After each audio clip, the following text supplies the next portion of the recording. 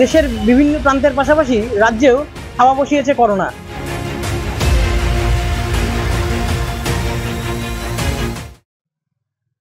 আবার কি আমাদের মাস্ক পরে চলতে হবে? করোনার বিধিনিষেধ কি আবারও আমাদের মেনে চলতে হবে?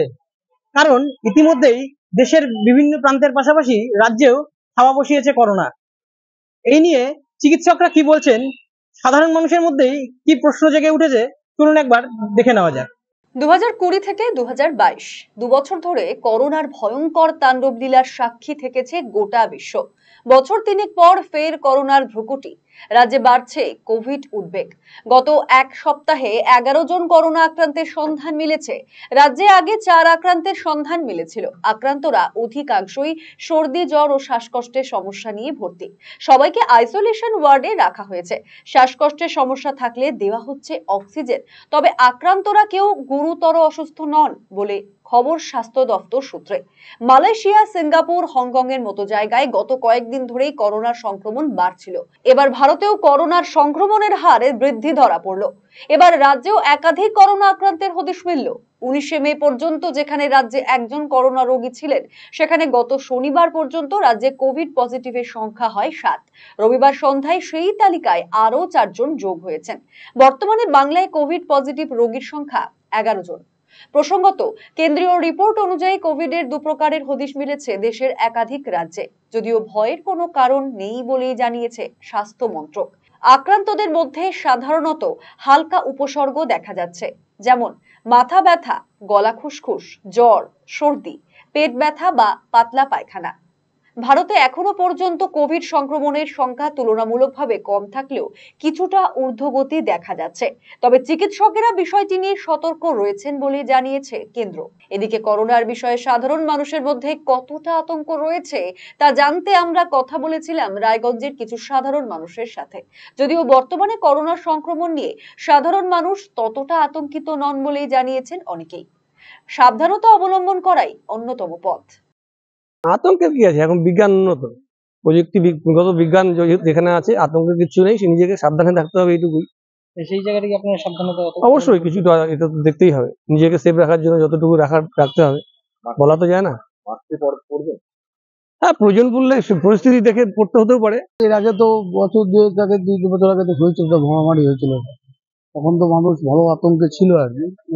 সবারই পরিস্থিতি খুব খারাপ ছিল সাধারণ মানুষের। ব্যবসার তো বিরাট একটা এফেক্ট হয়েছে সবারই।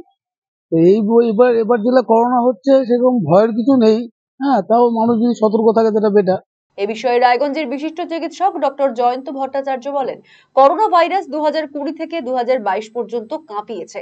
এ নিয়ে এখনো পর্যন্ত হু কিংবা ইউরোপিয়ান অথরিটির কোনো সতর্কতা নেই। এগুলি আসলে মনস্তাত্ত্বিক মহামারী। এগুলো বিশ্বাস করবেন না সাধারণ মানুষের উদ্দেশ্যে, এমনটাই সহজ বার্তা দেন চিকিৎসক।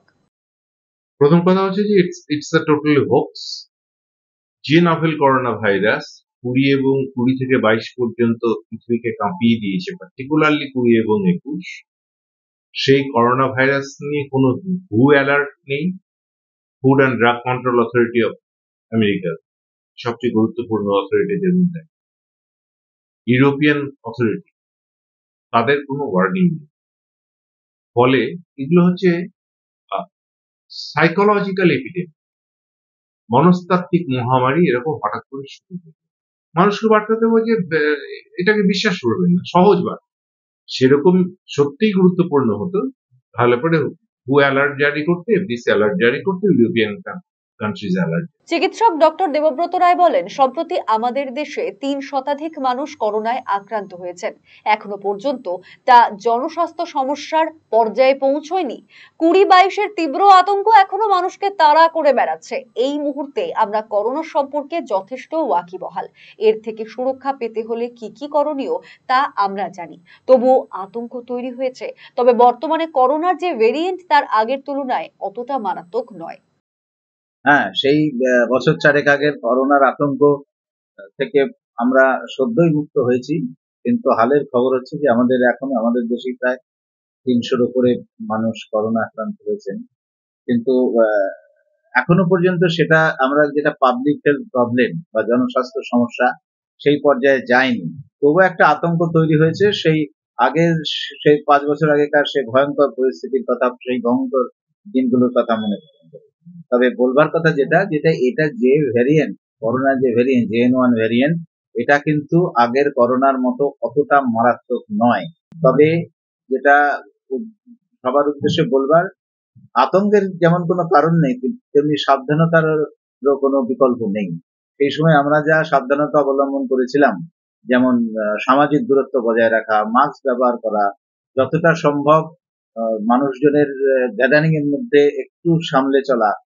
দেশ জুড়ে করোনা থাবা বসালেও আতঙ্কে নয়, সতর্ক থাকতে হবে সাধারণ মানুষকে, এমনটাই বার্তা দিচ্ছেন চিকিৎসকেরা। রায়গঞ্জ থেকে দিবাকর সাহা, RCTV সংবাদ। রায়গঞ্জবাসীদের জন্য সুখবর, যারা দীর্ঘদিন ধরে পেটের সমস্যায় ভুগছেন তাদের জন্য রায়গঞ্জ দিশারিতে আসছেন ব্যাঙ্গালোরের প্রখ্যাত গ্যাস্ট্রোএন্টারোলজিস্ট ডাক্তার ইরশাদ আলী HMD DNB। এখন থেকে প্রতি মাসে নির্দিষ্ট দিনে ডাক্তারবাবুকে দেখাতে আজই যোগাযোগ করুন দিশারি হেলথ কেয়ার, উকিলপাড়া, রায়গঞ্জ শাখায়। যোগাযোগ করুন 7477785509 এই নম্বরে এবং 7477785512 এই নম্বরে।